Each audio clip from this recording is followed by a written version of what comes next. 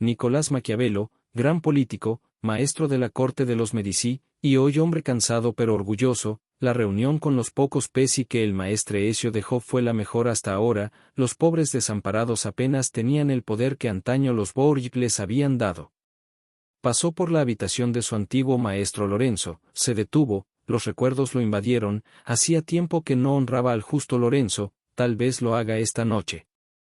Pasó ahora por el comedor principal. Las doncellas ya comenzaban a armarlo. Ellas sabían cuando se había completado una reunión exitosa. La saga Sana le ofreció un aperitivo de frutos cuando pasó a su lado. Él, por supuesto, lo aceptó. Su camino finalmente lo llevó al jardín principal que apenas comenzaba a presentar los primeros brotes de los pequeños madroños recientemente plantados de sus ejemplares maduros en los jardines interiores. Eso le recordó un poco a sí mismo, como fue adiestrado en esta misma casa por el buen Lorenzo. Suspirando se sentó en la banca lateral, la más cercana a la puerta de la que salió, una costumbre de cuando necesitaba moverse tanto que estar más lejos de una salida era perjudicial en más de un sentido. Habiendo disfrutado lo suficiente, a su parecer, de la tranquilidad y belleza del pequeño intento de exterior, tomó los documentos que obtuvo de su último triunfo. Eran libros de contabilidad, cartas varias de los pesi y algunos documentos que detallan los movimientos tras bambalinas que habían hecho. Las hermandad sí que era útil.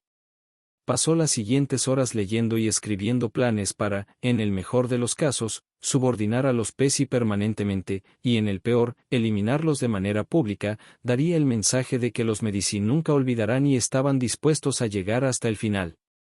Continuó con sus maquinaciones hasta que su cuerpo protestaba. Era impropio de él dar sonidos tan vergonzosos. Miró extrañado a su alrededor. La servidumbre y sobre todo los pesi no dejarían que se retrasara un banquete. Así que se levantó con toda la gracia que el mundo de la política le había enseñado y se detuvo cuando notó que los pájaros no alzaban vuelo por sus movimientos. Parecían replicar a las estatuas decorativas que siempre trataban de ostentar las catedrales y mansiones de los codiciosos. Pero Nicolás sabía mejor. Esas perfectas estatuas son o fueron aves reales, de carne y hueso, imperativas y móviles, asustadizas hasta la médula, pero hoy eran el sueño inalcanzable del majestuoso Leonardo. Ni siquiera él podría lograr tal realismo y consistencia en una escultura, no con las herramientas de hoy. No había sonido, los grillos y las aves altas no sonaban. Le decía que estaban en el mismo estado que los ejemplares ante él.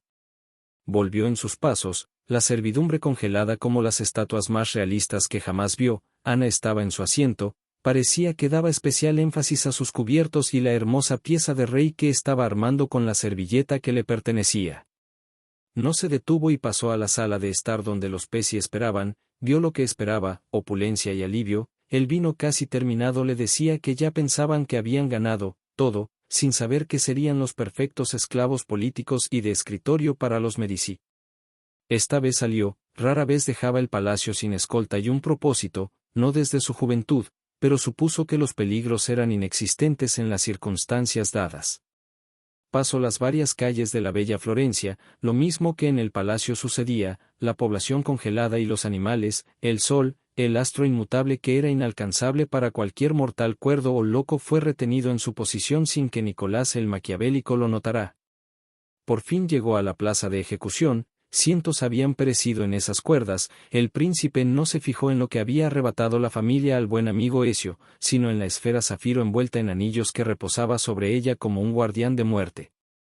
En suma de su extrañeza fundamental al mundo común, era la única otra cosa que había visto moverse además de su persona, lo que significaba que o era la causa de este congelamiento conceptual o era un heraldo de quien lo creó. Cualquiera de los dos, lo quería a él, y aquí lo tenía. Aquí estoy, preséntate, y disculpa mi descortesía, pero considero que buscándome estás, ya conoces mi identidad. Di tu propósito, pues ocupado me tomas. El único reconocimiento que recibió Nicolás fue un giro más intenso de los anillos. Pasaron así minutos. No es que el príncipe pudiera sentir muy bien el paso del tiempo, no estaba dispuesto a estar a la disposición de una entidad que no conocía ni entendía. Nicolás Maquiavelo, aquel que se hace llamar el príncipe de Florencia, temido más que amado, feliz de tal situación. Me presento, soy Alaya, la encargada de la supervivencia continua de la humanidad a lo largo de la historia humana correcta. El espacio parecía ondularse a medida que la voz se volvía más nítida, aún nítida y entendible, había este eco irremediable de una multitud de voces hablando de los mismos, aunque Nicolás apenas lo notó, más interesado en interiorizar la información y analizarla, poco podía hacer con tal afirmación, sin más indagación, pero le daba a entender que era muy parecida a la hermandad, proteger a la humanidad. Si es así, bienvenida seas a hablar con mi persona. No pareces un gobernante sobre la especie humana, pero un guardián es igual de poderoso cuando su deber es proteger a quien toma las decisiones. Dígame, ¿cuáles son las amenazas que aquejan a la humanidad y sus medios para resolverlos? La humanidad se enfrenta al rechazo del mundo mismo, Gaia, a lo que no es humano, las especies fantasmales. A los seres más allá de las estrellas y las barreras del tiempo, espacio y entendimiento, los seres exteriores y más allá del borde, y a sí misma, todas acaban destruyendo a la humanidad, todas amenazas que han de erradicar a cualquier precio. Nicolás comenzó a caminar lenta y deliberadamente alrededor de la plataforma de Orcas, escuchando pero solo entendiendo la mitad de lo dicho. El maestre Ezio y el ilustre Leonardo entenderían mejor a este ser. Gaia era conocida entre los eruditos y gente estudiosa, los desastres naturales siempre podían terminar con la muerte de algunas personas, y también la gente era un problema. La humanidad es la única especie sobre el planeta que hace la guerra. Escucho tus situaciones y quiero comprenderlas, aunque apenas.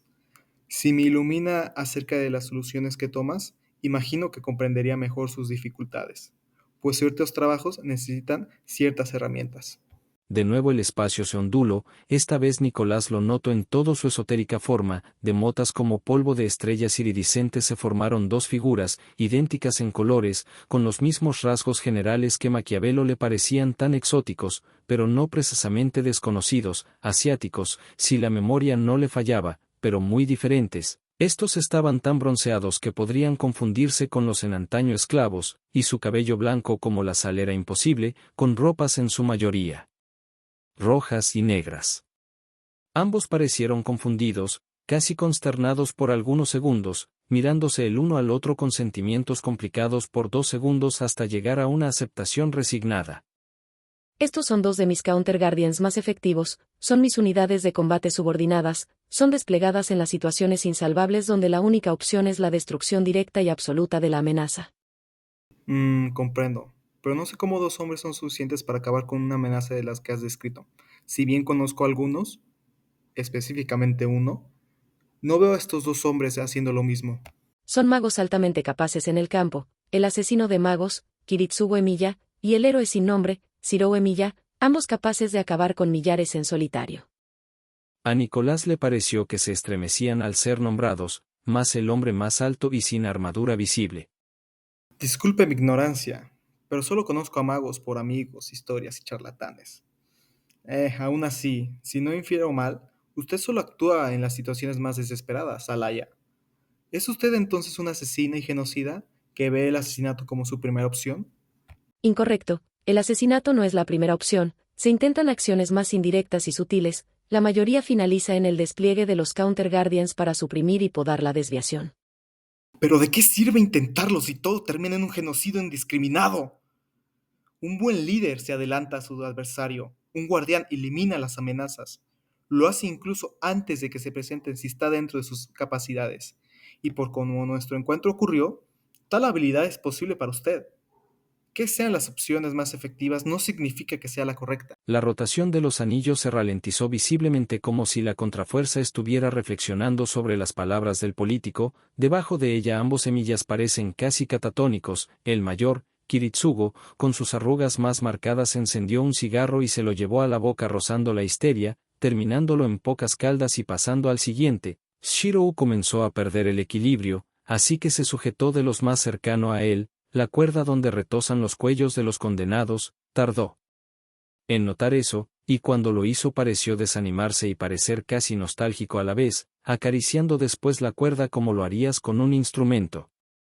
La representación de energía zafiro se detuvo un momento, después dio unos giros veloces y erráticos para un observador externo, hasta volver a su antiguo ritmo constante. Correcto. Si se hace así hasta el final no se logra el objetivo de manera satisfactoria, pero este debe de lograrse cueste lo que cueste, así que el método no puede ser abandonado de ninguna manera. Se necesitan más datos. Se solicita una opinión. Si se muestran registros de incursiones y misiones exitosas pero insatisfactorias, ¿podrá sugerir nuevos métodos? Ambos hombres bronceados ya se habían derrumbado y después sentados en la plataforma, comenzando a respirar lenta y profundamente. Por otro lado, Nicolás parecía extrañado, pero se puso firme y aceptó. El mundo cambió después, imágenes de guerras en el pasado, presente y futuro, iniciadas por otros, terminadas por los Counter Guardians que tenía delante o por otros que no conocía, pareció ver al maestre Ezio varias veces, como víctima o objetivo, muchas veces bebés, mujeres, niños, ancianos, montañas de cadáveres al final de cada despliegue, destrucción como ningún hombre podía crear, ciudades enteras arrasadas, 1, 2, 3, 1000, 10.000, 100.000 millones, trillones, billones, de veces. A veces se desplegaron varias veces al mismo Counter Guardian en la misión solo como carne de cañón contra seres que apenas podía ver.